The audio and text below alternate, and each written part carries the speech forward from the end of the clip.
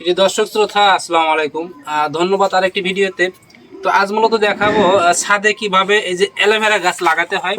তো আমরা অনেক সময় কিন্তু ছাদে অ্যালোভেরা গাছ লাগাতে চাই, তো কিভাবে লাগাতে হয় তো সাথে থাকুন। তো মূলত এখানে আমি রেখেছি এই যে একদম যে মাটিটা, এটা কিন্তু গোবর মিশ্রিত মাটি। এই যে কালো দেখতে পাচ্ছেন, গোবর মিশ্রিত মাটি। এবং এখানে একটা আমি টব নিয়েছি। মূলত প্রথমেই এই মাটিটা আমি এই টবে ভরাট করবো। এই যে এই মাটিটা আমি আরো এলোমেলো করে নিচ্ছি। মূলত এটা গোবর মিশ্রিত মাটি, দেখতে পাচ্ছেন একদম কালো হয়ে গেছে। ময়লাগুলো পরিষ্কার করার পরে তো মূলত প্রথমে মাটিগুলো আমি এই যে মিক্সার করে নিলাম। নেওয়ার পরে এই যে এই টপটা, এটা মূলত স্টিলের টপ, আপনারা চাইলে প্লাস্টিকের দিতে পারেন, কোনো সমস্যা নাই। তো মূলত মাটিটা কিন্তু রসালো মাটি আমি দিয়েছি। এই যে আমি প্রথমে এটা ভরাট করে নিব। মাটি একটু বেশি দিতে হবে, কেননা আর শিকড়টা তো মাটির ভিতরে থাকতে হবে, সেই জন্য একটু বেশি দিতে হবে। মাটি একটু ভরাট করে দিতে হবে। এই যে মাটি আমি ভরাট করে দিলাম। দেওয়ার পরে এই যে এখন আমি অ্যালোভেরা গাছটা, তো জানেন এটা কিন্তু একটা ওষুধি গাছ। তো আমরা অনেক সময় বিদেশ শরবতে খেয়ে থাকি, কিন্তু এর গুণাগুণগুলো অনেক রয়েছে। তো পরবর্তী ভিডিও দেখাবো বা জানাবো এর গুণাগুণ সম্পর্কে। আজ মূলত দেখাচ্ছি শুধু এই গাছ লাগানো সম্পর্কে। তো এই যে টবের এই যে মাটিটা, এটা কিন্তু কেটে লাগাইতে হবে।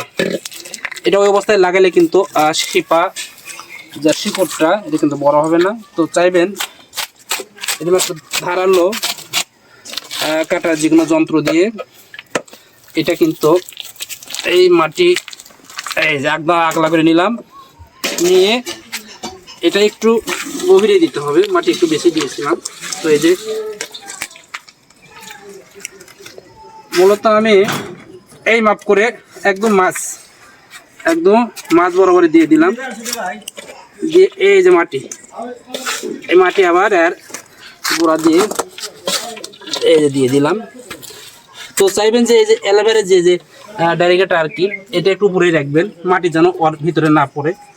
তো সুন্দরভাবে একটু মাটি ঠাসিয়ে দিবেন। এই যে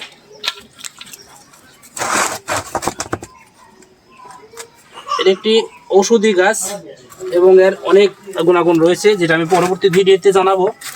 তো দর্শক, আমার কিন্তু দোয়া শেষ, মাটি দোয়া শেষ।